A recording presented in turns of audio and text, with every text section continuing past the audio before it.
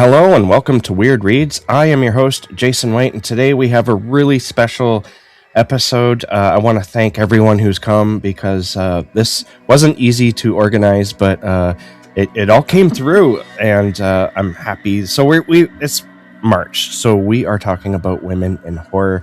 And because of such, I am going to take myself out of this conversation as much as possible, but Jen, who is my co-host here today, she is going to be moderating this panel, and I will ask some of the questions, but she's going to ask the majority of them, and we will just have a nice discussion. But like I said, I'm not going to do much talking if I can. I've asked Jen to rein me in if I start going into one of my stories, and she has agreed that she'll try her best.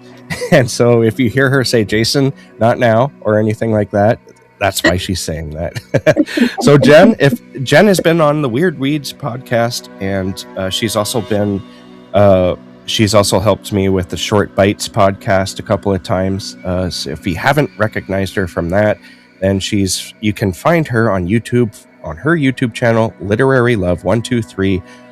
Welcome to the show, Jen, and thank you so much for helping me out. Thank you for asking me to be here, Jason. I'm very excited to talk to Sara, Lindy, and Gwendolyn about their work. All right. So, Sara Tantlinger, thank you for coming. Can you tell us about yourself? Sure. Thank you for having me. I'm a Pittsburgh-ish based poet and writer, and not too much else. I have my fiction collection, Cyanide Constellations, on the Stoker ballot this year, so that's exciting that it's a finalist, and I'm drawing a blank. I can't think of anything else interesting, so I'll just leave it there. I just want to say before we begin, that collection of yours, I haven't read the whole thing because I have to read a lot for this show, but I've read a few of the stories, and man, those stories are awesome. Oh, thank you. No problem. Lindy Ryan, can you introduce yourself, please? Hello. Well, thank you for having me. I'm Lindy Ryan. I'm the author of books including Dollface, Bless Your Heart, Cold Snap, and editor of anthologies like the Bram Stoker nominated Mother Knows Best and Into the Forest, and Howl, our third Women in Horror anthology, is a Stoker nominee this year. So when I'm not writing, I'm getting to work with other amazing people in the horror community like Gwendolyn and Sara, both of whom have been in anthologies with me in the past. So get to work with lots of amazing people in horror. Awesome. Thank you so much. And finally, Gwendolyn Kiste has joined us. She's been on the Weird Reads podcast before and my old podcast, Darkness Dwells podcast. Welcome back, Gwendolyn. Can you introduce yourself? Yeah, thank you so much for having me. I'm so excited to be back and be with all these awesome people. I love everyone here. So yeah, I'm Gwendolyn Kiste. I am the author of Reluctant Immortals, The Haunting of Velkwood, The Rust Maidens, and my forthcoming collection, The Haunted Houses She Calls Her Own, is out on April 14th. So like just over a month away. So yeah. All right. Thank you. I'm going to take a step back here, and Jen, feel free to take the reins. All right. Well, I'm going to ask a few individual questions to each of you and then move into asking questions of all of you. But Gwendolyn, I just have to say, I have pre-ordered The Haunted Houses She Calls Her Own, and it's coming out on my birthday. So thank you. Thank you very much for that birthday gift. Yay! Happy birthday in advance. Thank you.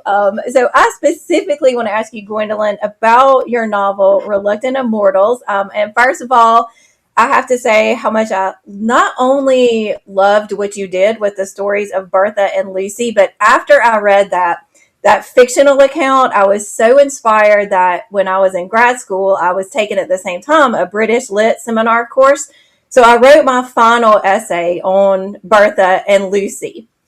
And it just, I want to know, if you were to continue their story, what location and what time period would you set them in? Or alternatively, have you considered reimagining the stories of any other classic Gothic women characters? And if so, which ones?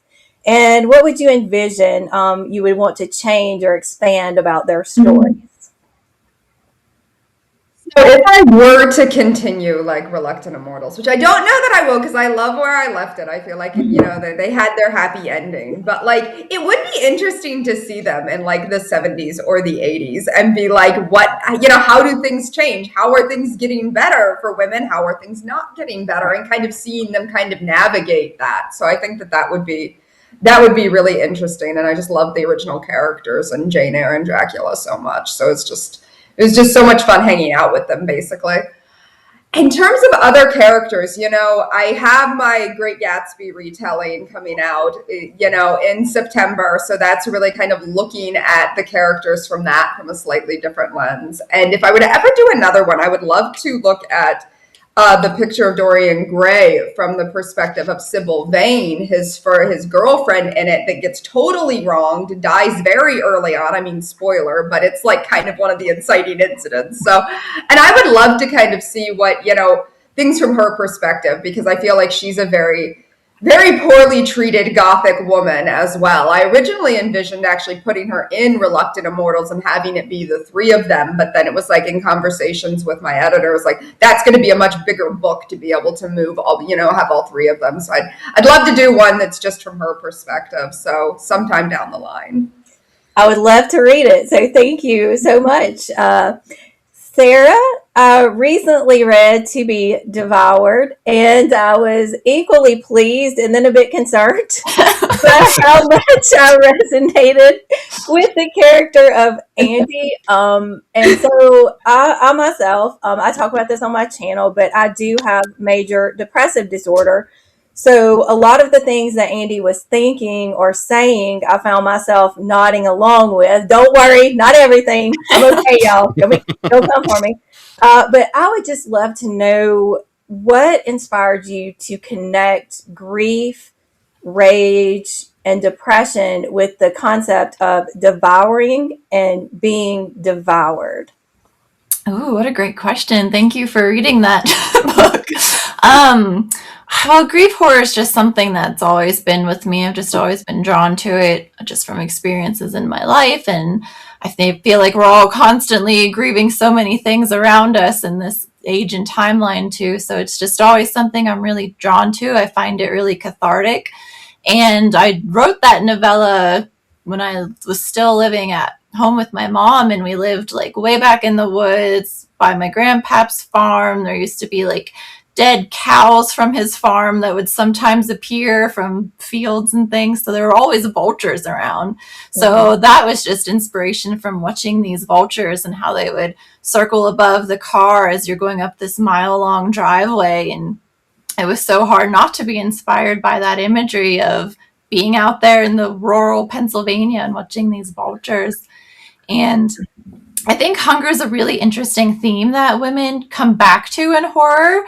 We're always just kind of thinking about hunger in so many ways, beyond the physical too. It can be like a mental hunger and emotional hunger. So I think that's just a really interesting theme that keeps coming up in horror, and I love it. It's such a cool trope to see how women play around with it and tackle it in really different ways. And then for me, I just really like making the gross beautiful, the whole beautiful grotesque and beautiful macabre ideas. So anytime I get to like flex my poet muscles and put it into prose, I just have a lot of fun with that. So that book was equal parts cathartic and equal parts just me having fun with making something kind of disgusting, hopefully a little bit beautiful. It was those things. I've described it as gorgeously brutal, beautifully disgusting. An absolute 5-star read for me. So I appreciate that book very much. So Lindy, I have a couple of questions for you. One about Dollface, and then one just about how you curate anthologies. So I don't want to give anything away, but I will say I am 85% through Dollface. I have laughed. I have been grossed out, like the gore and the humor and the fun element. It's all very well balanced, but I would love to know, I'd like for you to tell everybody a little more about it, because I don't want to give anything away that you don't want to give away.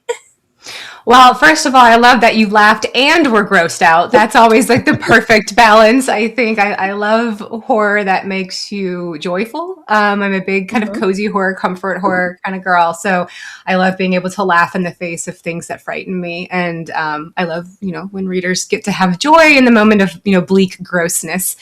Dollface is pitched as Barbie meets Scream and involves a kind of emerging horror writer moves to the New Jersey suburbs and is immediately recruited onto the most horrifying of horrifying things, the elementary school PTA. And then as she gets settled in, this kind of masked killer starts picking off women in the PTA. So, it's kind of my nod to the meta slashers that we all love and kind of came up with in the 90s. I love writing either in the 90s set or inspired by what I think of like the golden age of my life anyway. I love the slashers, but I love also like the roles of performative motherhood, of suburban life, of expectations heaped upon women, whether that's beauty standards, motherhood standards, sisterhood standards, family dynamics, complicated female friendships, kind of all rolled into one gleeful, gory romp of a slasher for Dollface. So it's a really fun project for me. I'm having a good time with it. I just want to say that I'm at the beginning of it because I'm listening to the audiobook, and I have to say that first chapter, man, that's some great stuff in that first chapter. Thank you. I'm a big fan of Chapter 0 myself. It's based Chapter 0, yeah. It's kind of my prologue without calling it a prologue, because I very much believed it's kind of like the basis of Jill, the protagonist's future, starts in this moment, and very much based off of, or I should say inspired by, true events, because I too grew up with a pool in my backyard, a mom who sold makeup from home, and an ill-fated pet bird. So my mom wasn't super happy about that chapter, but I thought it was fun. So one of my favorite things I've written in a long time, and I love that you enjoy it. Yes, I like the suburban element too. Like you said, I can relate to the main character in the way that she feels like the other suburban moms might judge her for not only her love for horror, but writing horror. So, and then like you said, there are amongst that complicated layer of expectations on women, and then friendships between women and those dynamics. So the next question I want to ask you, Lindy, is what is your process for curating an anthology, and how do you come up with ideas for anthologies, and then how do you sort through the submissions and then choose the stories you want to include in each anthology? Oh, that's a big question. It's different, I think, for every anthology. I've done 3 women in horror anthologies. So we did one based on, I kind of wanted to speak to, I think, issues or themes and topics that really, strike home for women. So we did the Baba Yaga, kind of the evil woman witch trope. We did Mother Knows Best, because who doesn't have mommy issues? And then most recently Howl, which was more werewolf. It was more feral and ferocious, and, kind of spoke to what Sara mentioned about hunger, and this craving, these appetites that we have, that we usually have to bury behind a pretty smile, or a soft palate. And then I've also done The Darkest Night, which was a collection of kind of winter horror tales, and the forthcoming Nightlights, which we're calling Goosebumps for grown-ups. So most of my anthologies in the earlier days, I would have a larger open submissions pool, and I, would look for great stories, great voices. Now it's a little bit more of invitational.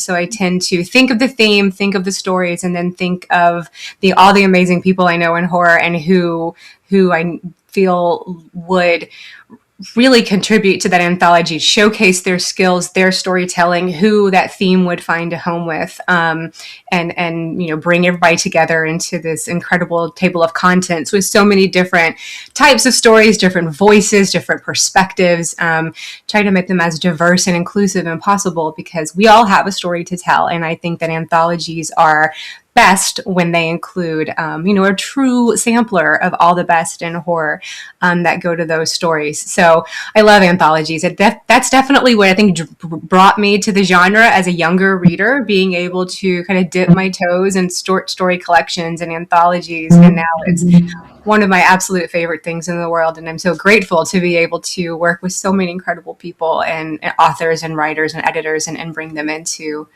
whatever random idea comes into my head. Although I will say every anthology I've done has been living in the locker for a long time. Like books that I knew I wanted to do, anthologies I wanted to do. I have my next idea for another women in horror anthology, like trying to scream out of me, but I must meet deadlines first, and then we'll tackle it for next year. It was exciting to know there's more coming, and I do recommend The Darkest Night when people ask what to read for winter horror. That's my favorite anthology of winter horror. So, thank you. Yeah, I like hearing that. There's a lot of winter horror anthologies out there, so I love knowing that Darkest Night found home.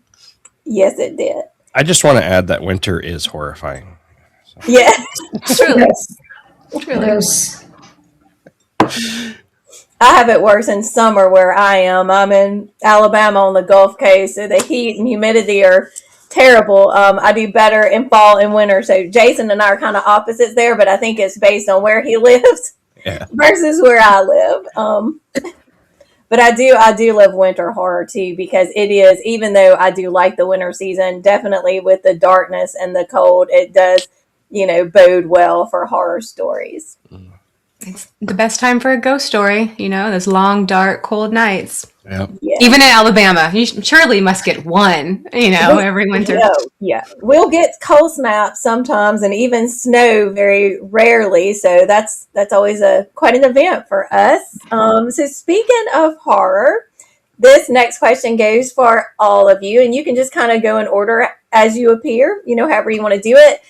But it's that question you probably get asked a lot, but I always, I want to ask it. What initially drew you to horror? I guess I'm first on the Sarah, screen. Sure. Well, I see Poe creeping behind you, so definitely was thinking about that. I feel like I've always been reading weird things, definitely Poe, and before that, Goosebumps, and I would collect all the Christopher Pike books and Fear Street and things like that, and would just read everything that was in the library of the school. But my sister is 8 years older than me, so when I was reading those, she was like burning through every Stephen King book. So like as I got older, I had her giant collection of Stephen King books to go on to, and then together we would kind of like discover other things, like Exquisite Corpse by Poppy Z. Bright was one we kind of found together, and we're like, oh my god, what is this? and I was really inspired by that book. Yes, I think I've always been drawn to reading it, and then writing wise, I think I probably started like many people do with really cringy middle school poetry, and then luckily built up from that. I love that. Yes. And I do, the way that you're talking about an older sibling introduced you to horror. I'm the older sibling, and I tried to introduce my younger sister to horror, but she wouldn't have any of it. So I'm glad that you were able to join that with your sibling, because mine is like, no, get that away from me. Why do you like that? But I love that. Gwendolyn, how about you? You know what? I'm like Sarah in that, I've always been into horror for as long as I can remember. I feel, again, Poe was one of my earliest introductions. I was also very into horror movies and really came to like the Universal horror and Hammer horror at a very young age. And then as I got older, kind of branched out from there into like more of the slashers and everything. And then also I loved what you said, Lindy, about anthologies being kind of that gateway, because when I got really into horror literature, I remember it was like one summer, I think I was like 14, like 13 or 14. And I just like got all of these, like, got a hold of all of these anthologies that just had so many different writers. And it just was really like, wow, this is so cool. These are so much fun. And they're similar but different from horror films, because you have these like kind of bite-sized horror stories, and really from there just kind of writing my own, and I started out as an indie horror filmmaker, so a lot of my earliest things were more screenplays, but always coming back to short stories and then eventually novellas and novels from there. So yeah. I love that anthology idea too, because I've been introduced to new to me authors by reading, Mm-hmm. a story in an anthology, and I'll read it. I'll be like, well, now I have to go find everything that this person has written so I can get it. How about your origin story, Lindy? Yeah, I think my origin story is pretty similar to my friends here. I mean, I grew up with a Jewish father, and my stepmother was from the Ukraine. So even before I was reading the folk tales and fairy tales I was being told before bed were about rabbis drowning witches and Baba Yaga eating children. So I think it was just kind of layered into me really young. And then, I mean, my first true love in life was the Scholastic Book Fair, where I would rake in the Goosebumps, when my name is Lindy, so it's not super common, but the first Goosebumps I ever read, which is Welcome to Dead House, the protagonist's name is Lindy. So I felt kind of seen in this weird way that I had never been before, and then I just kept going for more. I mean, I read Flowers in the Attic way younger than any girl should have, like lots of us, and did this. And then just the books kept finding me. It was Stephen King, and then it was Anne Rice. I think, and when I read Interview with a Vampire for the first time my freshman year in high school, it was like, okay, this is my world. This is where I want to be. And but I was, and kind of like Gwendolyn said, grew up with the horror movies. My mom, I think, watched Psycho on a loop. So a lot of Hitchcock influences and stuff in my life. So it was there. And then I just simply existed in the world around me. And for women, I mean, real life is kind of a horror movie that just goes on every day of your life in a different way. So, I am someone with extremely high anxiety and ADD and OCD. And to me, I live in a constant state of like fear and a constant state of motion. And horror to me is a safe space of kind of comfort and preparedness and empowerment. So if you know what the threats are and you can kind of understand them or feel at home amongst them, then you can feel a little bit more in control, or at least that worked for me. So to me, it's always been a safer space than, another genre. I did a lot of made for TV romance movies, and romance is by far much scarier than horror to me. So, horror just, I like to say it took me in as a little girl and then has been home ever since. And it's just my happy place. I love that. That's a great explanation. Jason, it's you now. I get to ask a couple here, which is cool. I guess we'll start. We'll do the same thing. I'll say a name and you guys can answer in that order. So the question is, what does horror allow you to express in your writing that other genres don't? And we'll start with you, Gwendolyn. We've touched on it already, but just those fears and also rage. Like, you can really explore rage in a very unvarnished way in horror, especially as a woman. And it's not something that anyone is going, well, I mean, I'm sure somebody out there's probably somebody, especially on the internet, that would have a problem with it. But I do feel like as a genre, it deals with rage, better than some other genres do. And because so much of horror is so visceral and really does explore a lot of those very base level, very primal emotions, you can go to those places that so often as women we've been told we're not allowed to express. So I feel like for me that's a big draw to it, is being able to kind of exercise, that rage, that discontentment, and have this place where it's like, we also think a lot of times of Final Girls and the fact that women will survive, at least one will survive the story. And so I think that's also, there was always an odd comfort for me in that growing up of, other, a drama, for example, might have a, one female character and then, she dies at the end. Right. And so it's like, it can be a lot more tragic for women in other genres. Now, granted, there's lots of tragedy for women in horror as well, and horror stories, but I did feel like women sometimes got better stories in horror just as a trope, as part of what was built into it. So to me, that all of that kind of, drew me in as something that wasn't necessarily being done in other genres. Do you find it cathartic? Does it help with, or is it like being able to express yourself where otherwise you wouldn't be able to? Does that help I mean, with the people I'm surrounded by in my life now, I feel like I can express myself in everyday life. So maybe not so much now, but I think growing up, I definitely didn't feel like I could express certain things. And so, yeah, and I kind of always tap back into that, of those feelings of when I didn't feel like I could just talk openly about who I am or how I feel. So, yeah, I think so, but I'm happy now that like I have friends and I have a husband and I'm, surrounded by people that like I can be like, I'm really mad right now, Poor Sarah gets so many of my angry messages. I get of course too. So I feel like, it goes both ways. But, and nobody's judging me for that now. The people in my life don't judge me for it, but I definitely know that judgment exists, and I've definitely felt it. So yeah, I feel like there is still that ability of like, this is a place where it's totally safe. Like Lindy said, this is like a safe space to be really, really angry and Excellent. be able to express everything. Awesome. Lindy, how do you feel? Yeah, I mean, I agree with Gwendolyn, and with the rage, it's horror is the place where you can be raw, and you can put your rage out there. Sarah talked about grief, and it's a place where you can put your grief out there and really explore those elements of yourself, those experiences of yourself, but also kind of tame them for yourself in a way. And I think horror as a genre, especially horror written by women, is guaranteed to pass the Bechdel test every time, right? We're not going to be talking about dudes unless we're just hungry and we're talking about eating them or something. But like, it's a place where we can be authentic and safe and be our true selves. I'm from the South. In one, we have very typical Southern morbidity, but two, we have a lot of expectations on to put the pretty smile on and to bless your heart, like be a lady. If I could count the number of times coming up, my mom would say something like, "That's not pretty, Lindy," or "That's not ladylike, Lindy."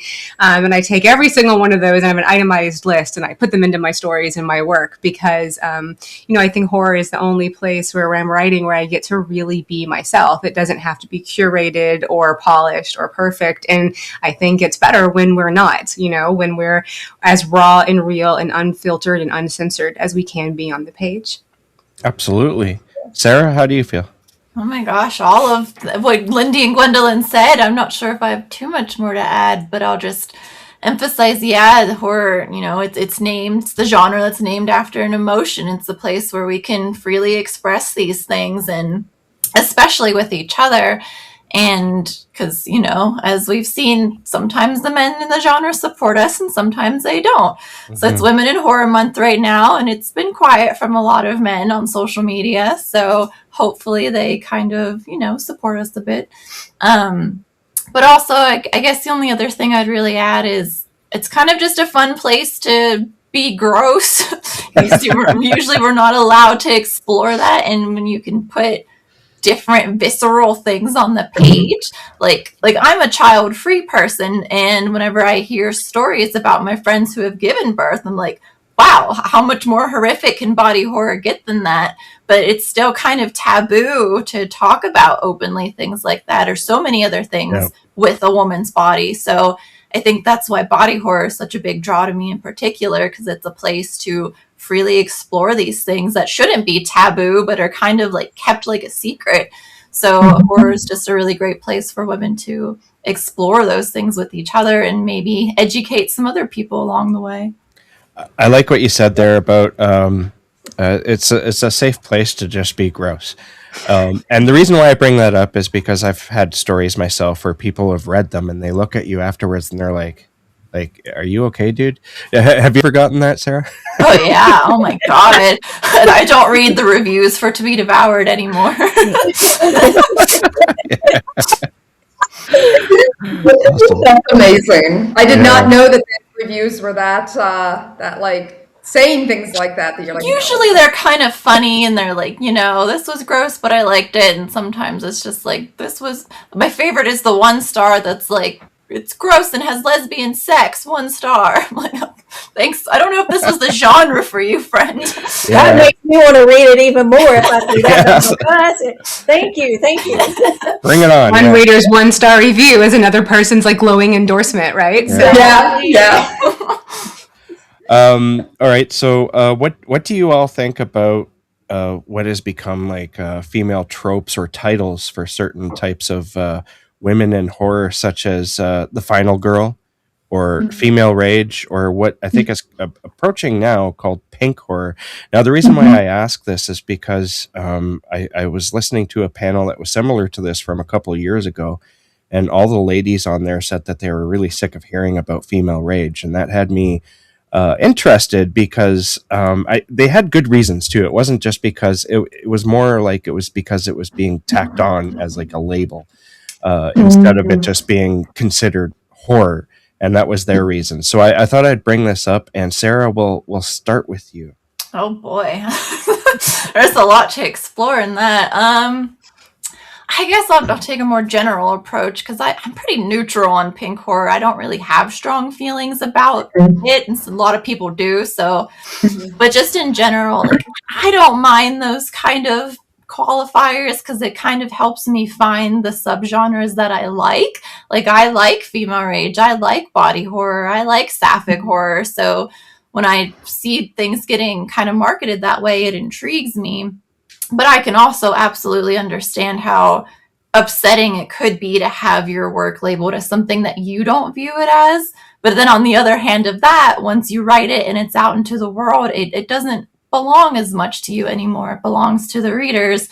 So there's a lot of nuance in that conversation, and I can really understand both sides of it and how people can, maybe gravitate towards some of those labels, and other ways they don't want to be part of that. So that's a really hard thing to kind of box up because people are going to keep disagreeing about it. I'm sure we'll have panels at StokerCon talking about this in June, so that might be another good place if people want to come listen to how writers feel about things like that. Awesome. Lindy?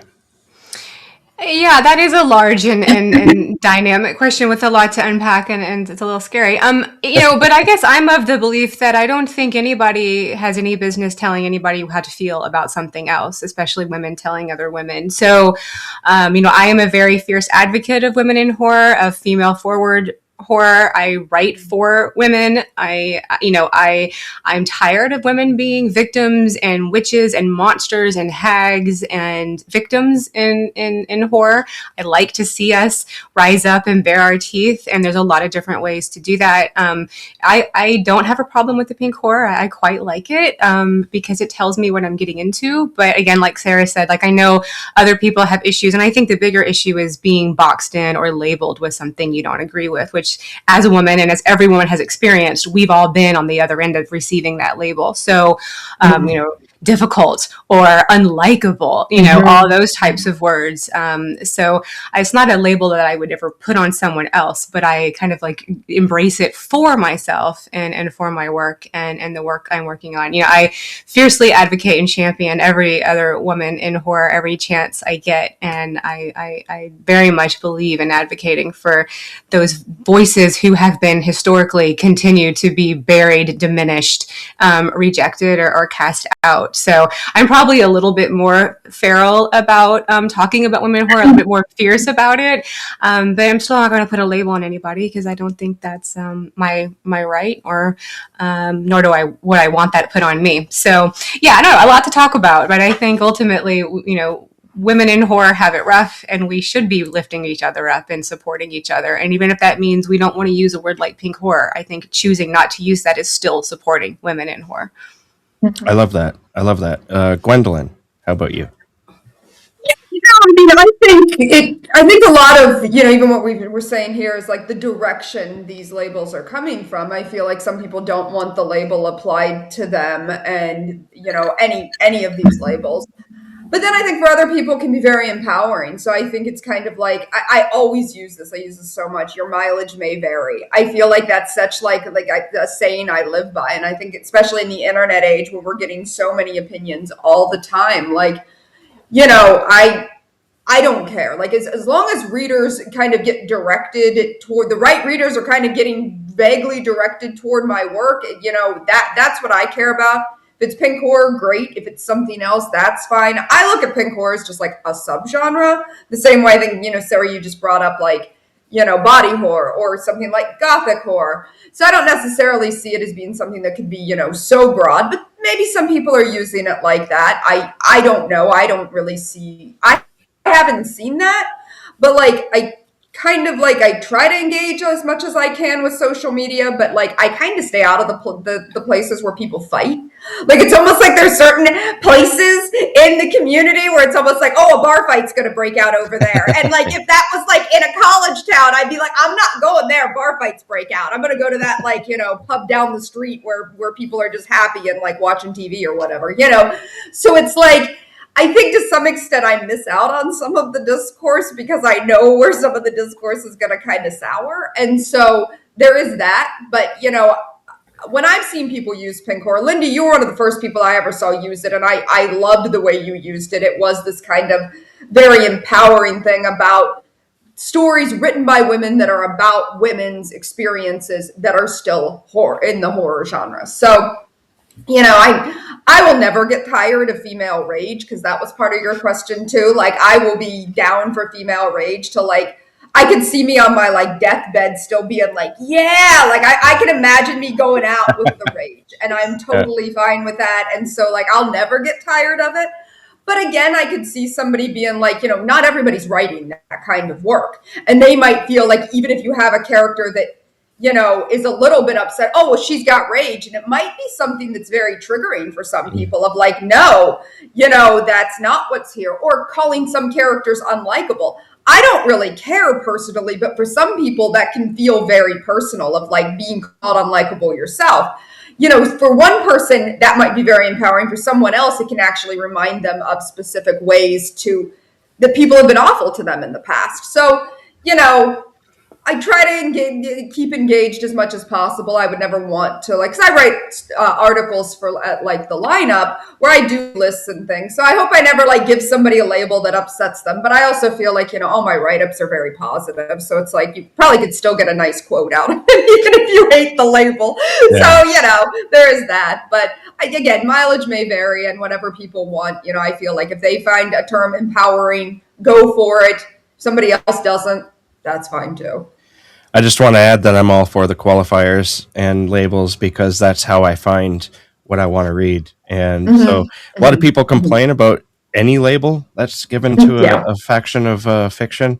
And I get it, honestly, because it's sort of lumping your work in with others and some writers don't want that. But for me, it's like it just makes it easier. And I love female rage books. I devour them because they're just so much fun. As a guy, you grow up reading mostly from male perspective. And so it's so refreshing getting the female perspective. And I'm in love with it. So I'm going to shut up now and hand it back to Jen. I just want to say I love what each one of you said, especially about the discourse around pink horror, because I've seen some it hasn't been super negative, but just some back and forth about it. And of course, social media, online sites, they're going to promote anything that is unpleasant. They want to promote the arguing and stuff. And I just really appreciate, especially here, on International Women's Day, the way that you all supported other women. And I think, like Jason said too, just sometimes as women or any minority or marginalized group, there is that fear of being pigeonholed or lumped in and thinking just because you're a woman, you must write exactly the same as another woman, and people not really appreciating nuance. So I really appreciate everything that y'all said. There goes a Southern thing, y'all. Said y'all. So it goes. Lindy, you'll understand. I hear you. Bless your heart. Yeah. So my next question is, what do you think the emerging topics in women's horror will be based on current events and the situations that we're seeing around the world, in our country, but in other places too? Are there any topics or themes that you think will be emerging out of this time in which we're living? Well, I'm sorry to anyone that hates female rage, because I think it's here to stay for a very long time, given Yeah. current events. I just can't imagine that going away ever, because we've always been angry, and I think we're going to continue to be angry. So I think that one's going to stick around. I also wonder, this is probably because I was on a historical panel last night, but I've been thinking a lot about historical horror and women writing from that perspective. And we're thinking about women from the past and giving them voices, whether it's based on something historical and true, or taking women from the public domain. Gwendolyn and I love to do that, take voices from the public domain and give them new stories too. So I kind of, maybe it's just my selfish hope, because I like when people take things like that, but I would love to see more stories like that where we get those female characters and get new perspectives from them. So that's my hopeful trend prediction, but I definitely think female rage is not going anywhere.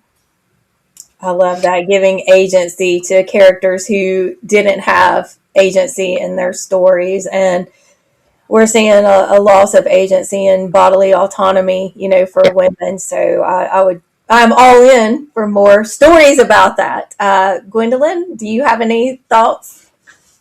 You just brought it up, actually. I was going to bring up, I think bodily autonomy is going to continue to be something, and body horror being very wrapped up in that, since, everything is going on with reproductive rights, in particular in America. So I feel like we're going to keep seeing stories that are really dealing with women's bodies in that way, and the way that they are such a battleground, even though they shouldn't be. It's always so strange, the things that we make so heavily political that have no business being political at all. And so I feel like that's the big one that I really see, continuing to be a part of conversation. Yeah, and for myself to piggyback onto that, I mean, I definitely think body horror and rage are going to continue to be hot topics, or whatever, hot themes in horror fiction. And I think the conversation is kind of moving too from, I think, younger women maybe to a little bit of older women. So we're seeing a lot of conversations around like menopause and other changes, or women, there's older women, being on the page and being the main characters in stories. So I think we're maybe shifting that conversation a little bit to, when we talk about forgotten women, or we talk about hagsploitation, like there's so much left to say for women over 40 or over 50 or over 60, right? And we are seeing a lot more, I think, in general, just in the kind of entertainment world, if you will, a lot more appreciation for older women. And starting to have conversations about what life looks like for women, what women's experiences are, after the kids leave home, or after retirement, or, when we're older. And I love that, I know a lot of horror tends, when you have female characters, they're younger girls, they're teenage girls, they're final girls, they're moms, or they're going through pregnancy, all of these kind of younger half of the life. And so I love moving the conversation to be more inclusive of the entire female life cycle experience too. I'm so excited about that, and excited that you said that, because I am postmenopausal, so I'm all about let's put some of the older women in there. Now, I would love to see women write about it. There have been male authors who have written about a menopausal experience, and I don't know about that. We're not going to talk about it right now, but it just, I don't know, it didn't quite sit right with me. So I really want that from a woman's perspective. Yes. That's how I feel about that. We'll move on. Yeah, there's a lot of rage that comes with the menopausal life, right? And a lot of body horror and body changes. And yeah, I'm right with you. Like, let's do this. Let's write some angry old ladies. Let's do it, because body horror is real. I'm telling you, you see things and you're like, "What? Oh, that's me. Oh, okay, yeah." It's not fun experience. So going along too with this idea, how do you feel? And you may have already answered this in some of our topics, but I would like to know how you feel about women's representation in horror today, both as authors and as readers. What strides have been made, and then what areas still need improvement? Sarah, we'll start with you. Okay. Well, I think, we're definitely seeing a good increase in diversity, in intersectional feminism. I think these topics get talked about a lot, and that helps just with, bringing attention to the matters. There's still a lot of work to do. That's very obvious to those in the community. We look around and see things happening, realize we're still not being heard. We're still dealing with microaggressions. It's not always so, large and outward. It can be really small things too that I think every woman in the genre I know has dealt with or is dealing with. So that's really frustrating. We're still trying to figure out how to have these conversations with the people who need to hear it. And I find that really challenging, because the people that go to the panels where we talk about these things or watch recordings like this are usually people who are already aware of it. So I think just figuring out how we cross that bridge to keep spreading the awareness is really a big factor that we're still trying to figure out. But otherwise, I do see a lot of positivity with the growth in the horror community. We look at the Stoker ballot, it's a lot more diverse than it was 5 or 10 years ago. So I think that's really exciting that these different voices, especially women of color who are always pushed aside in horror, are getting the attention they deserve. And hopefully we can continue to lift them up, and trans women and just everybody try to keep pushing ahead on that diversity and figuring out how to have these difficult conversations.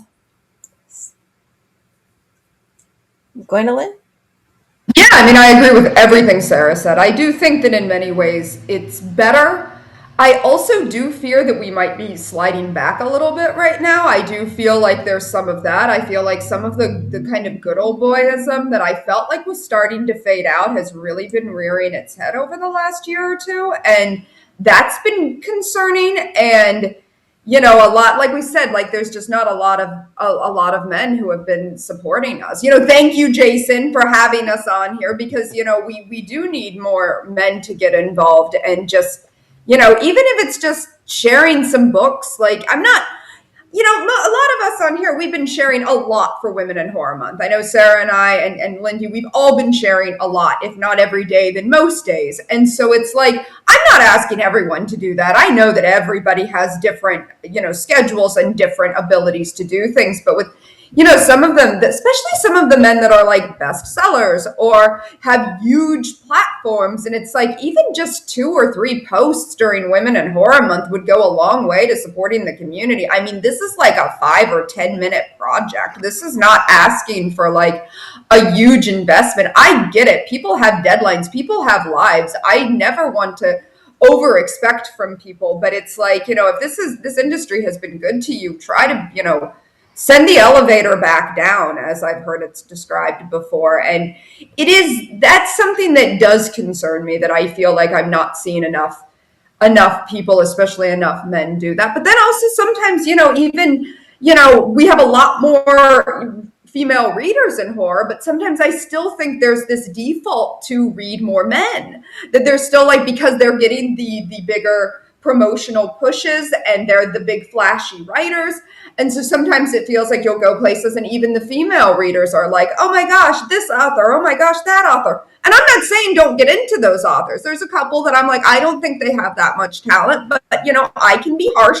I have rage. We've already addressed this.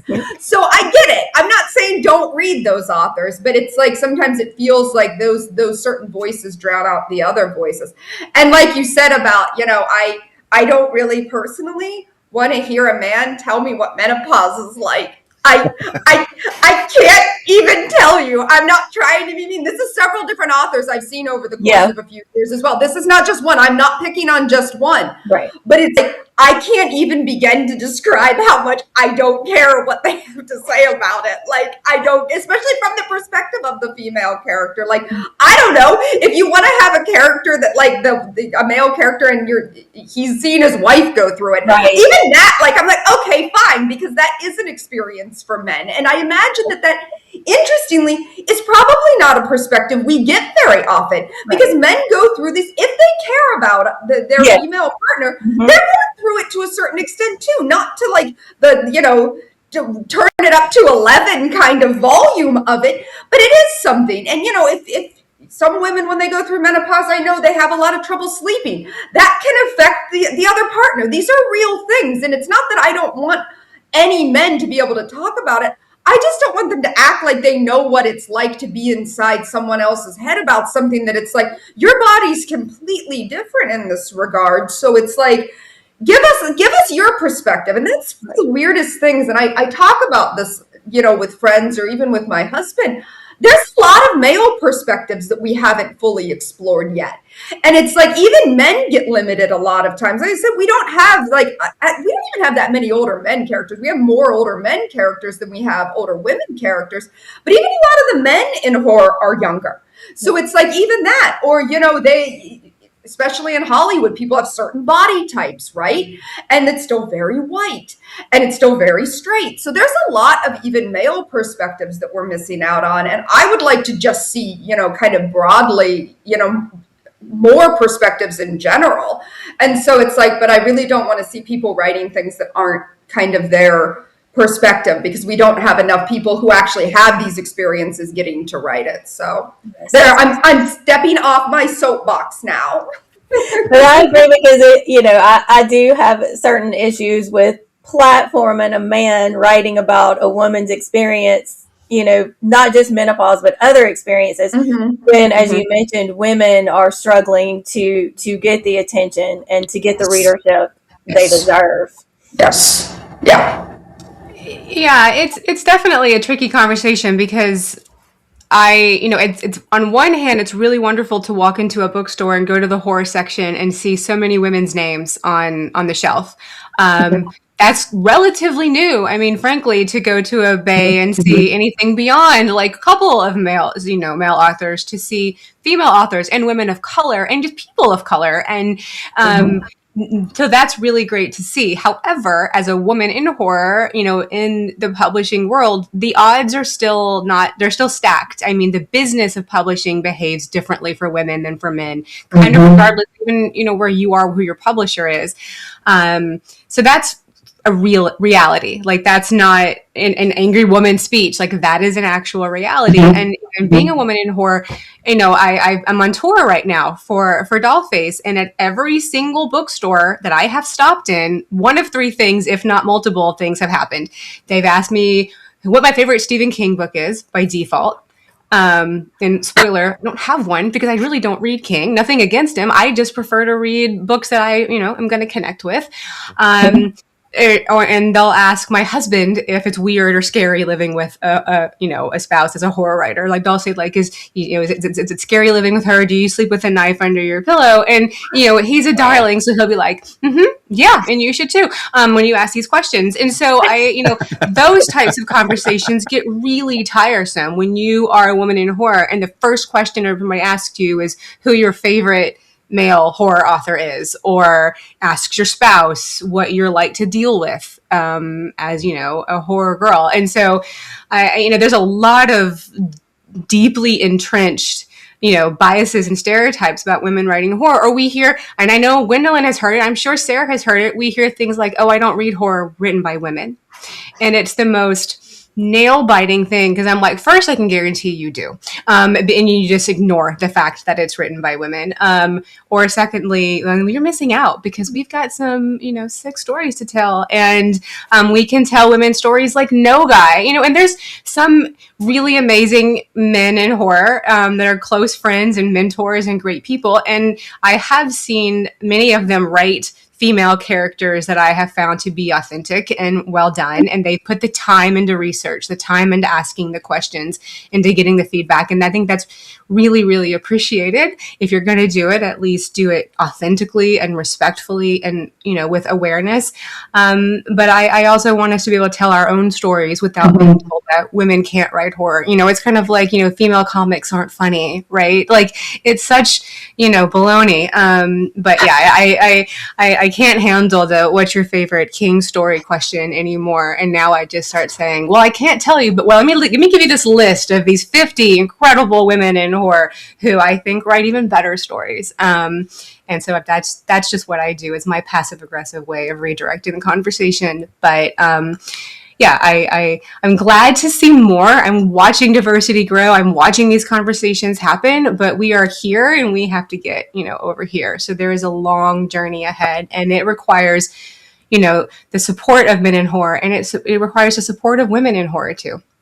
That really, yeah, you really led into the next question about pushback, because I can imagine how, frustrating it is for you all to be in the horror writing space and to get pushback because you're a woman. So what have been your experiences in that? Like Lindy mentioned, getting that question about a male writer, or having someone, even though she's the guest, asking her husband questions. Like, what have you encountered, Sara and Gwendolyn, that's similar to that? Sarah and I are looking at each other. We both have this thing in mind. Let's just say, sometimes even when you're doing things sort of, behind the scenes or volunteer work or trying to get involved with things, there is, again, a kind of good old boyism that can sometimes happen. That if people, if there have been, if we have these sort of situations in which things were founded when, even 10, 20, 30 years ago, men have always been in control of certain things, or primarily in control. There have always been women there. They a lot of times don't get the credit that they deserve. They get silenced. But I still think a lot of these things have been founded with men just feeling like they're going to be in control. And so sometimes you'll have these situations where these men have been in these positions for so long, whether it's a volunteer position at like an organization, or it's an editor position or something like that. And it's like, it's very hard to be able to make any headway, because it's sort of like, you can tell they still just view you as nothing but just some girl. And even in some cases, like, I've dealt with men that maybe they've been in this industry longer, but I don't want to sound like a jerk here, but I have more accomplishments at this point. And it's a weird situation that I'm like, I should have proved myself to you by now. But I almost think then it tips like, if you're a woman and you're brand new and this dude has more accomplishments than you, he's going to dislike you because he says you don't have enough accomplishments. Then you're the woman and you've worked your way through. Now you have more accomplishments than him and it's switched. And now he doesn't like you for that reason. So it's like you can't win. If you're brand new, you don't have enough experience. If you have a whole bunch of experience and you've done better than this guy, he's going to be mad at you for a different reason. So it's like, I've definitely felt that. And Sara, you brought up microaggressions, and that's such a real thing, because sometimes you're like, is this because I'm a woman? Or is this because, I write a lot of queer horror because I'm bisexual? Is it because people are, maybe they don't have as much problem with women, but maybe they don't like queer people. Usually those things go together, but every once in a while you'll find somebody, or the opposite, they're fine with queer people, they don't like women. Like most prejudiced people are prejudiced against a lot of people, but some people are like really prejudiced against one group more than another. So I'm like, is it because I'm queer? Is it because I'm a woman? Is this person just have really bad social skills and they're just kind of mean to everybody? Sometimes they're just having a bad day. And it's like, you're constantly kind of put off balance of like, what's even going on here? Is this a specific issue we can address? Is this just how this person is? Are they being worse to me? Are they being worse to other people? And so you end up spending a lot of mental time thinking about things that you don't want to think about. It's like, Sara knows, just like a week ago, I lost like 4 or 5 days being very upset about some microaggressions from someone in the industry. And it's like, I could have been doing anything with that time. I could have been writing. I could have been taking naps. I would have preferred several naps instead of being upset. And so it's a lot of energy that women end up, losing out on productivity and creativity because of these ridiculous things that are being done that could just not be done to us. So that is unfortunate that you have to experience that, but I appreciate you sharing that, because I think you gave a perspective that a lot of people don't know. The emotional, like you said, that emotional heaviness and that weight on you, where you couldn't go and do other things. And I know just, as being a woman, there is a lot of times where I've second guessed myself. If a man says something and I'm like, did he mean it that way? Did I put something on him? Did I invite this kind of attention? Because I don't think I did. So would anybody else like to weigh in on that idea of the pushback and the other issues that you face in the horror genre community? Yeah, just definitely echo, especially what Gwendolyn said about the energy zapping. Like it's so awful. It's so exhausting. And I just really don't know if men have that experience in the genre, at least not in the ways that we do. I'm sure they have, other weird things they encounter, but I feel like a lot of us have probably had the experience where we go to a conference or something and having a conversation with a man and maybe not quite sure what they are expecting of this conversation or of other things, like weird behavior that you constantly have to process in your mind in real time because they're like right there having a conversation with you. And, if you're just a normal person, just have a normal conversation. Just, don't make it weird in a bad, creepy way or anything. It's not that hard. We're all a little awkward at cons. That's fine. We navigate that. Most of us have anxiety. So I've always connect with those things. But, there's definitely a difference between when you're, maybe say something weird because you're anxious versus saying something weird because you're a creep. And just other things like that. Like Gwendolyn said, behind the scenes, I've just dealt with weird things where I wonder if men who have been in these positions of leadership just aren't used to dealing with pushback from women. So, if we see something and it's not going well, or we're concerned about the outcome, just bringing that up sometimes to people in the community, they just want to close you down. They don't want to hear it. They just want to do it the way that they've been doing it for decades, even though there are so many other options out there for better and progressive change.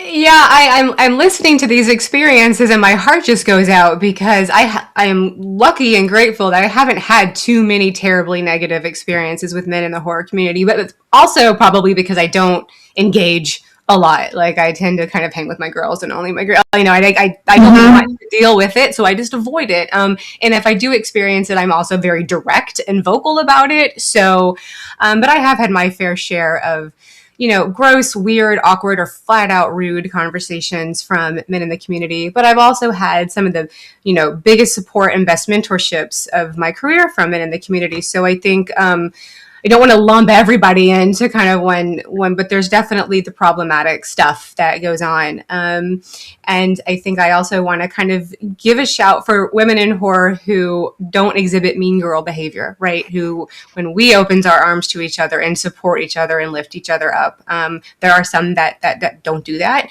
And I think that does the entire, conglomerate of our contemporaries and the women in horror a disservice when we act in the way that we are, labeled to act when there's mean girls or catty behavior, infighting. Like, I want to see people that are supportive and championing of each other's work, and not engaging in just quarrelsome, problematic behavior. It doesn't matter who you are. I think this is a community, and we all want horror to be a beautiful place of majesty and horror. And we all have to, pull toward that same goal. So, I try to avoid the situations when I know they're going to be problematic or cause a problem. And there's known entities and players. And I've definitely had my fair share of really crummy experiences with men in horror. But I just shift my focus. And for every bad experience I have with a guy in horror, I want to reach out and support a woman in horror, right? Like that's the best, like, karma. Like,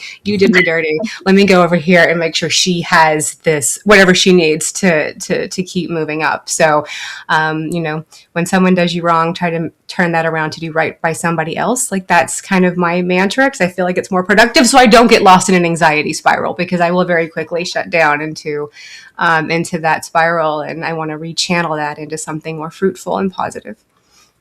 I like that perspective, that idea of taking what, was a negative experience, but then making sure that someone else feels included. I know we're closing in. We're a little past an hour. So, Jason, did you want to go ahead and ask your questions, and then I'll ask that last one, or I don't know how we are on time. No, that's good. That's good. I'll take... it was a good thing, because as we were talking here, I noticed that there was a repeat in the questions, and I was like, oh no. How do I let Jen know, just in case she just reads it, and I'm like, that would look bad, but it was on me. I forgot to take it out, so we're bypassing that, which is good. So on to the next question. First of all, I just want to thank you all for sharing those personal. This is where I was hoping it would go, and I'm just glad that you guys spoke your minds and your feelings, and I just appreciate you guys for that. And so we're going to move on from that a little bit, though, and go to maybe the closing out questions here. So this is a typical question, but I think I want to narrow it down to, of course, women only. And what advice would you give a young woman writer who wants to either start writing or who has just published their first thing? We'll start with, how about we start with Lindy? Awesome. I tell my MFA students this all the time, and I definitely tell it to young women in the community. Write your story. Don't give a damn what anybody else thinks about it. Don't, if somebody tells you it's too angry, it's too gory, it's too gross, it's too whatever, that's probably like a feather in your hat, right? Write that story.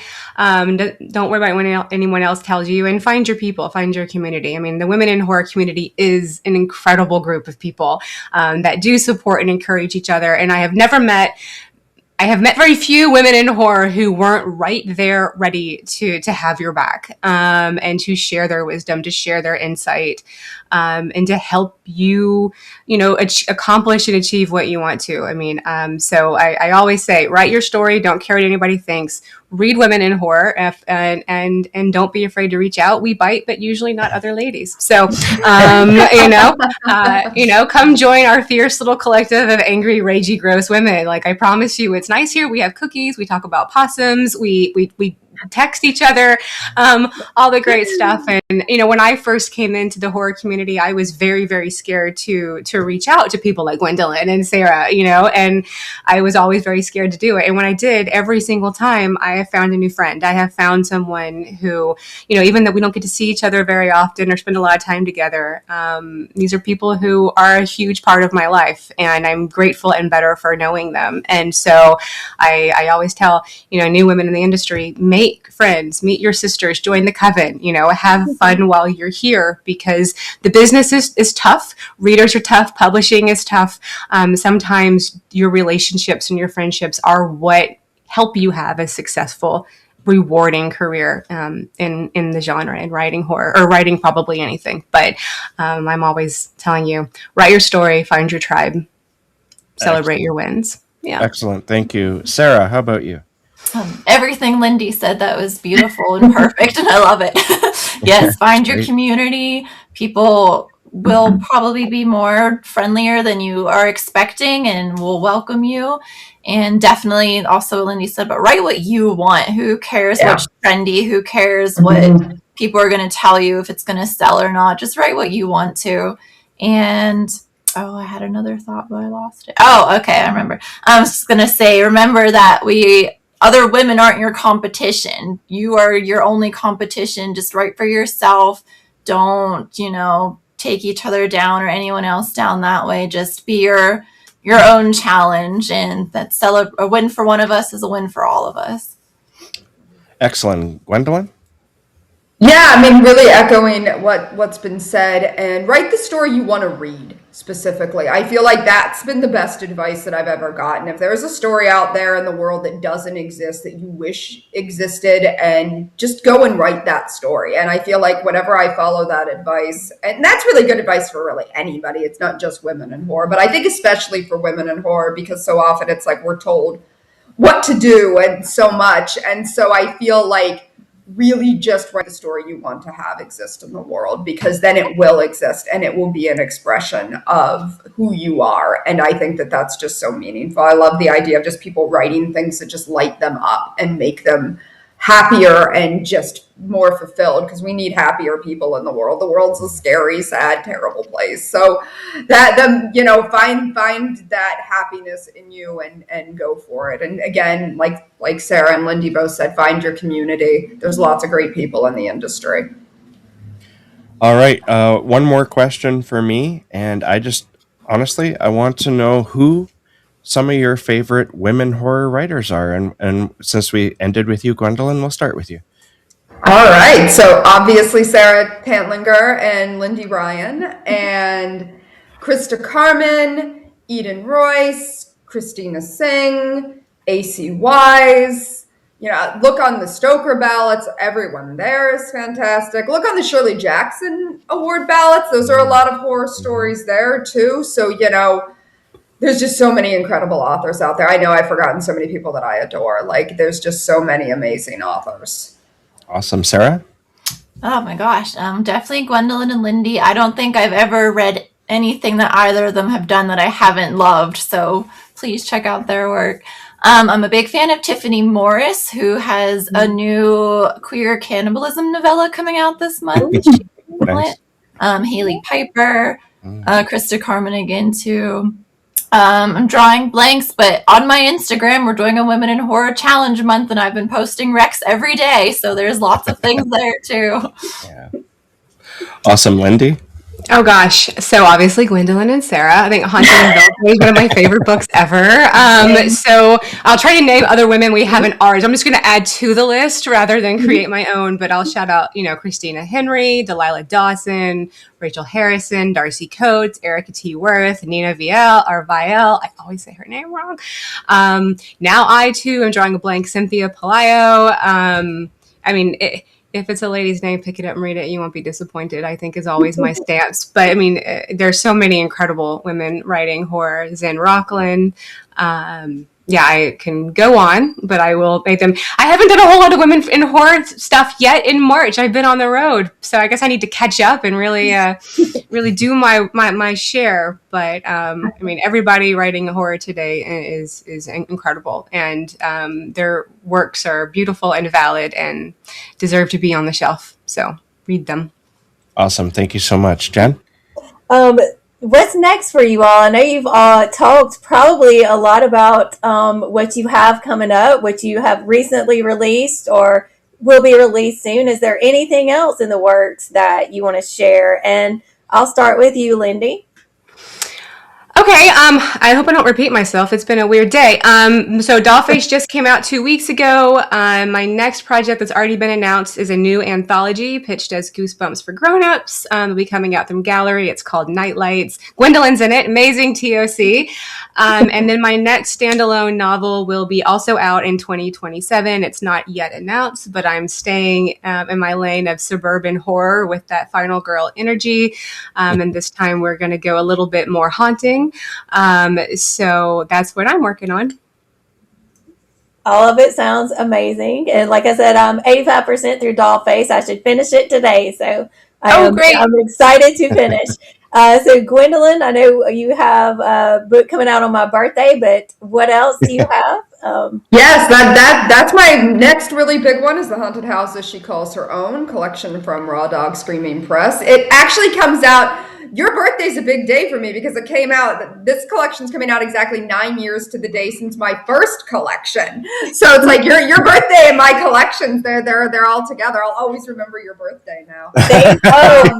Thank you. You have made my day. So I'm very excited about that. I love short fiction as I've talked about. And then in September, In These Gilded Ghostly Hearts, which is my kind of reimagining / sequel to The Great Gatsby. It's very queer and very weird, and it's very gross at times. There's a lot of ectoplasm, and I'm very excited about all the body horror and ectoplasm that I've been able to kind of put into The Great Gatsby. So I'm very excited about that. That's coming out from Creature. And then next year, so 2027, I cannot believe we're already talking about 2027, but my next novel, Everything Looks Better in Red. It's a sapphic werewolf novel, and it comes out from Union Square and Company, which is an imprint of Hachette. So those are like just the next year. I've got like 3 books coming out. So yeah, staying busy.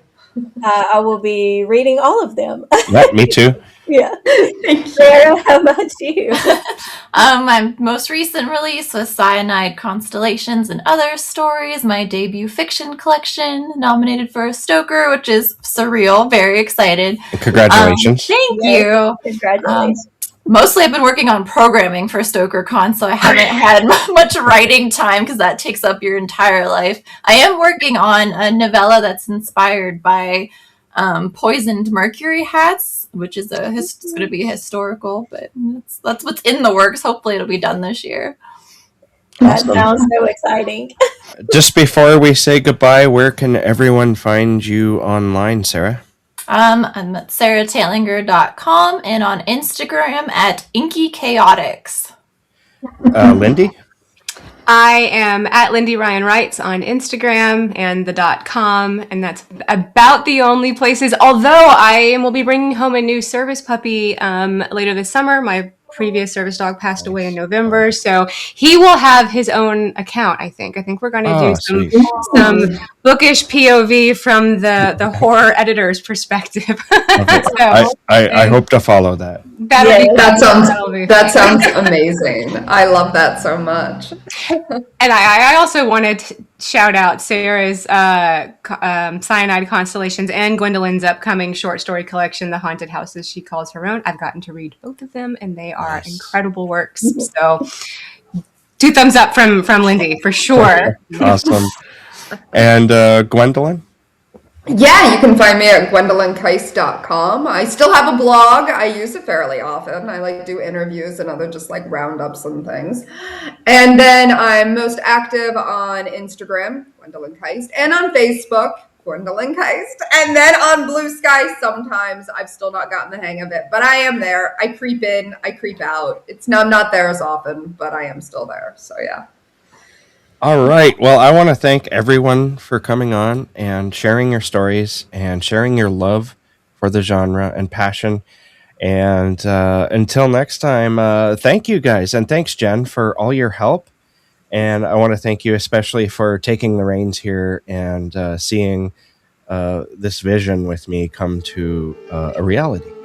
Well, thank you, Jason, for giving me this opportunity. And thank you, Sara, and you, Gwendolyn, and you, Lindy, for coming out and speaking with us today and absolutely just making my dream come true.